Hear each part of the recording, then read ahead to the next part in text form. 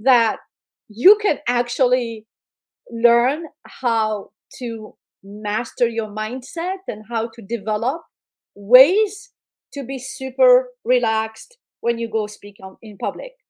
And I just had that experience 2 weeks ago. As I was waiting to go on stage, I realized that I wasn't nervous at all because, one, I was preparing myself with some breathing.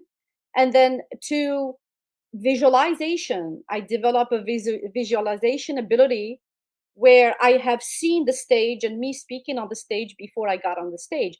So these are like little techniques you can use. Of course, every person is different, but nervousness of public speaking is natural. Getting over it is tactical. You have mentioned about the visualization. Would you like to explain a bit more how do you do that? So for me, it was interesting because this is the first time that I tried it and it worked and I love it and I'm actually gonna, you know, use it. So visualization is really important, is really to be able to look at yourself on that stage, right? So how do you do that? You need to know the space where you're going to be speaking at. So for me, it happens that I knew the space because I've been there a few times. And then of course there were a lot of photos that I had from the space. And then when you practice your speech, literally you close your eyes and then you see yourself on that stage and then you see the audience and then you create that energy.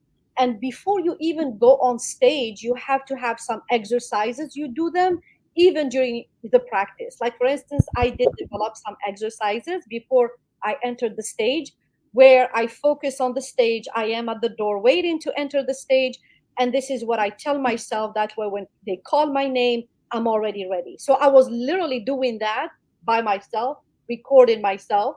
So that was another funny thing because you record yourself and then you see it and then you laugh. And then, of course, when you practice the speech, do it everywhere. I was doing it in my kitchen, in my car, in front of my husband, in my living room.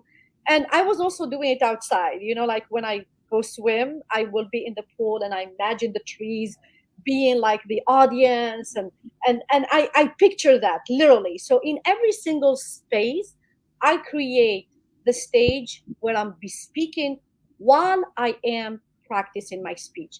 So this is, I believe, is very powerful because then you create that vibration and energy. When the moment comes, you just go back to those exercises you were doing before you get on stage, and then you lock yourself in that same energy and then you kill it.